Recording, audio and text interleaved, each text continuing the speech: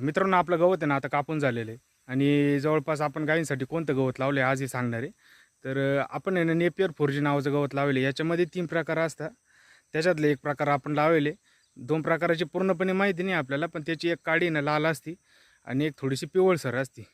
आणि आपण जी लावली आहे ना ती नॉर्मल काडी आहे, पण त्याची उंची ना जवळपास 16 ते 17 फूट वाढते जवळपास.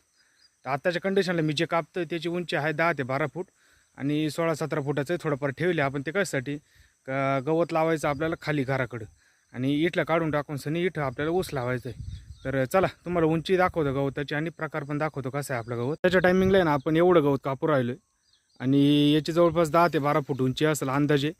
आणि आपण हे ना हे बघा इकडे 2 बार राहिले, एवढी व्हायची राहिली अजून. आणि याची टोटल उंची हे बघा एवढी होती, जवळपास 16-17 फूट होऊन जाते.